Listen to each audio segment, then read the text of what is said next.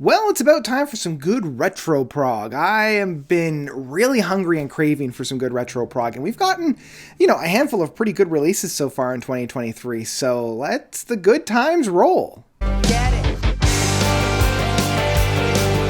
No one's as perfect as me. No one's as good as me. Retro by Kite Parade. So Kite Parade is a relatively new band onto the scene. They put out their first album last year with The Way Home. And Kite Parade is a South England band for Andy Foster. He's kind of like the main driving force in that way. I unfortunately never got around to The Way Home. So going in, I didn't really have any kind of ideas of what this is going to sound like. I figured it was kind of going to be a symphonic prog kind of a styles, but upon listening, it's more of like a neo-prog in that kind of a sense. It's kind of blurring the lines a little bit. Like it's not quite symphonic enough to be full-on symphonic retro prog, but it's also not as like theatrical or melodramatic enough or almost poetic enough to be the neo prog aspect. So it's kind of like playing with the genres in that sense. The biggest thing that I can think of in terms of like similar bands are bands like Frost, It Bites, Lonely Robot, essentially anything with John Mitchell in it. That kind of flavor of progressive rock. I came into this one excited to see what we've got, and I was extremely pleasantly surprised with this one. And retro opens up really laying the groundwork. It's catchy, it's punchy, it's fun. It has this really driving beat on it. I love the use of the synthesizers, both as a part of the rhythm aspect of this, but also as like the driving force of this. The synths are kind of the main focus a lot of the times. Every once in a while we'll get like a really tasty guitar look, but for the most part it is the synths that are driving this track. And it's really also the smooth grooves that we have on here, the infectious choruses that we have on here. I'm left humming and singing along to a lot of these tracks. Coming into the Speed of Light, the second track, one of the more catchy tracks on here, really having that driving bass on this track that I really do love. It's got that groove, it's got that funk that I love. It really hunks itself down.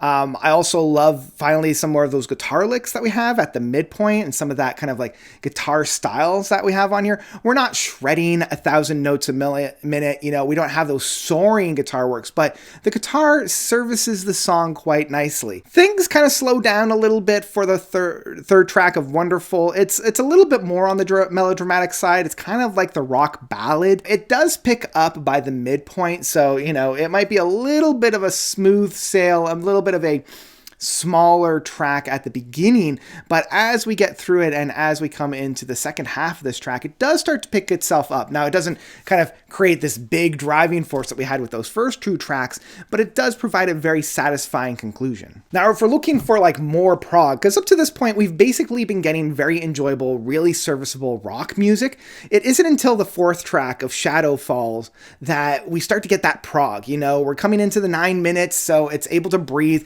It kind of utilizes everything that's been set up before, with the Wonderful being, a little bit of a slow burn, a little bit of a climb, but also utilizing those really enjoyable and catchy hooks, very enjoyable harmonies within the chorus work to create a very enjoyable kind of mid-piece and kind of crescendo that allows for a lot of waxes and wanes. And I love how they basically just play around with the same root. They've got this really infectious, very catchy root for this track that they kind of play around with. And that's one of the things that I love about progressive rock is, having this root, having this note sequence that they then play around with, try it in different styles, try it in different ways, and really kind of like blossom it out so that, they're utilizing the whole 9 minutes of it. Then we come to probably the happiest and boppiest track, Under the Same Sun.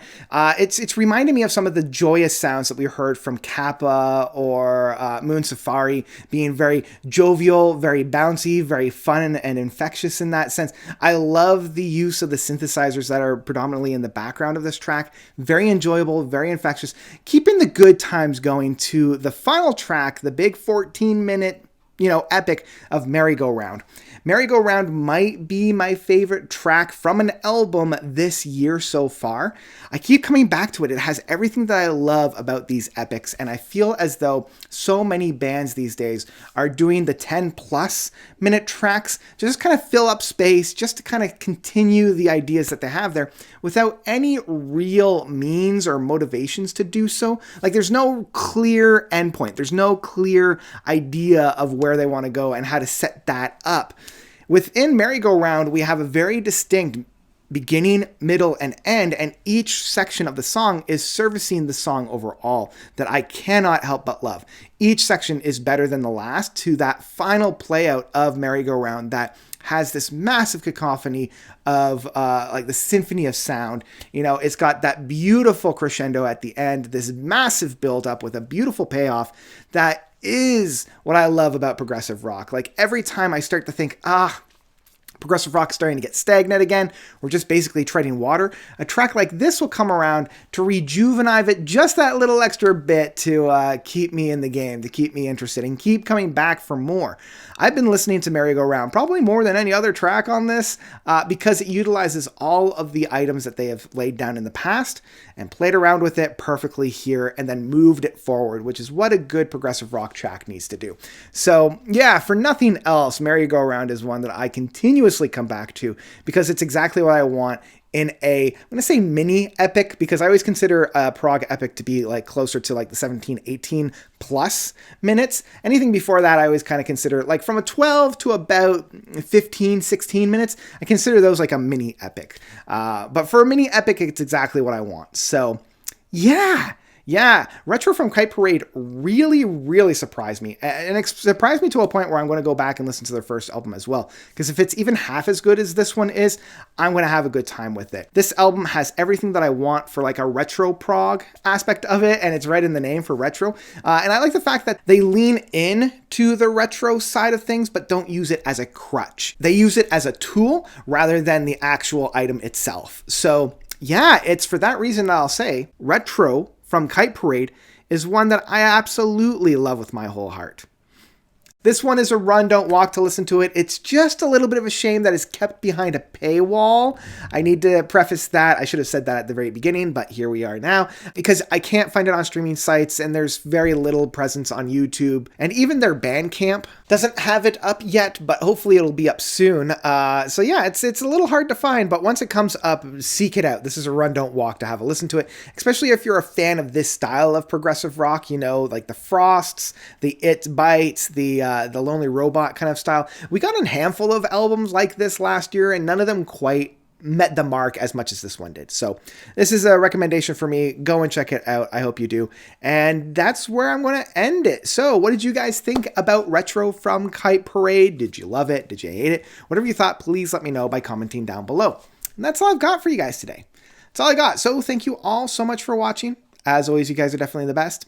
And until next time, notes out.